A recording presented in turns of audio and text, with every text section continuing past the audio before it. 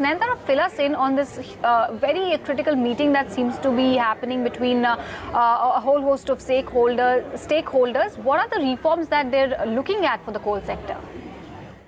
There's a high-level committee that had been set up, and these have some of the most senior officers of this country, including the top bureaucrat of the land, the cabinet secretary, along with, the DA secretary, revenue secretary, coal secretary, and the vice chair of the Niti Aayog.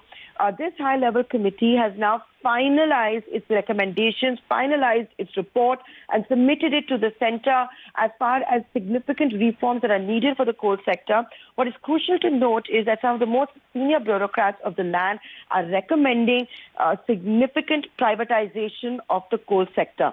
One of the biggest recommendations you have from this panel is to move away from any allocation of captive coal mines.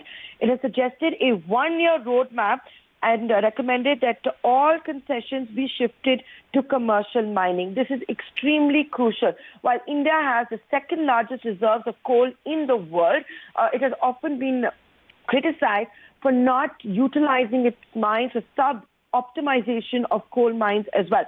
So the recommendation is do away with captive mining altogether. It has also suggested that all new auctions and allotments of coal mines be only for commercial purposes. This is, of course, to incentivize private sector as well. Now, the private sector has also been at a disadvantageous position when compared to Coal India as well as other public sector companies, and that's because the states and the government can just allot mines to PSUs. So the other big suggestion has been to do away completely with direct allotment of PSUs. Now, we talk a lot about washeries, and we don't really have the private sector involvement over there. So the other path-breaking recommendation is to consider privatizing Coal India's washeries, which in turn can help cut India's 80% dependency on coking coal for the steel sector. So if you start trying to, privatize the washery, it should try and act as an incentive to the private sector.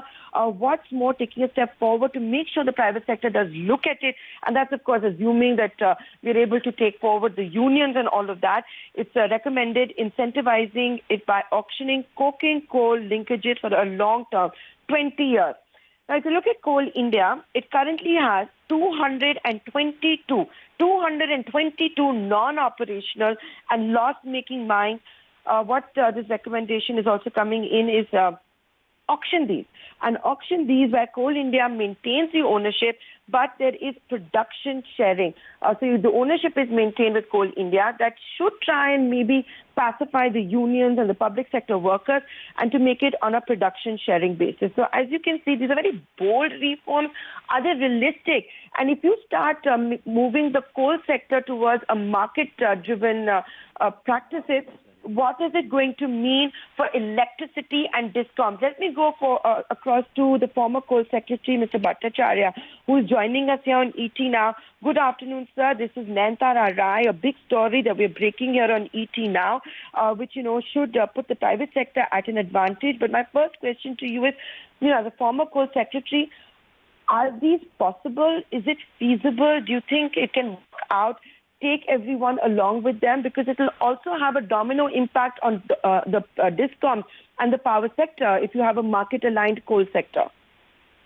Thank you so much. Actually, let me correct you. First of all, I was not a former coal secretary. I was a former Coal India chairman. Okay. Now, the question that you have, I'm just listening the reforms that you mentioned just now. I don't have a prior knowledge about it. But definitely moving mine allotment for commercial mining only and no longer for captive mining is a step in the right direction.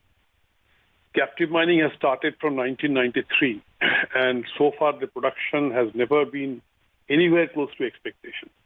Because when the mine is allotted to end users, they are not having core competence in coal mining. Their core competence lies elsewhere. So because of that reason or whatever reason, it has not prospered. I mean, the share of production of captive miners has never exceeded 6 or 7% of the total kitty. So I think all mines should be allocated only for commercial mining henceforth. This is a very proper decision, right decision, the right step. and will definitely help in meeting the continuous gap that exists between the domestic consumption and the domestic availability. I mean, total consumption and the domestic availability. Now, as far as the other decisions are concerned regarding the 222 underground mines of Coal India being, Coal India being asked to sort of give it on a contract sharing or a production sharing basis. You see, these are the mines which are manually operated, largely manually operated underground mines, highly loss-making. And in most of the cases, the scope for mechanization doesn't exist because wherever mechanization scope existed, Coal India has already mechanized. So these are mines where scope of mechanization is not existing. So therefore, if the mines are given away, how much of production increase can happen without mechanization? I have great doubts on that. Because if the production has to increase, it has to happen only through mechanization. And scope for mechanization in some of those mines, most of those mines are hardly there. Coal India is continuing with those mines just because it doesn't know. I mean, it has to continue with the employment. That is the reason that they're continuing. And if the wages of the employees doesn't change, I mean, they are not allowed to reduce the wages, and production sharing is given on production sharing, I am doubtful whether a counterparty will be interested to do that. So that part, I don't know really whether it will happen or not. As far as the washeries are concerned, washery privatization is a good concept, but I think that it should remain, I mean, basically the ownership should remain with Coal India and they should be done on an MDO basis. The washery operator can come and do, because a lot of complaints have happened in the past with private washery owners, and there have been very serious CBI interventions that the washing hardly takes place. And it's basically, without washing, coal is fed and money is made and things like that. So I think the washeries can be given to private operators, but they should be under the control of Coal India. That could be possibly the right model. Right. What is the other question you? Sir, yes, sir. I wanted to come back to that. I also wanted to ask you about the feasibility because it's also a legacy issue, right? You think the most path-breaking of this could perhaps be to do away with the concept of captive coal mines, make it all commercial, switch only to auction. They're also talking about stopping the direct allotment of mines to PSUs. So the other question I have is that is all of this going to be enough to incentivize the private sector? This is also a sector which is considered to be very difficult to do business in India. It's also coming soon after the change in FDI regulations for the coal sector. Should we see all of this together? Absolutely.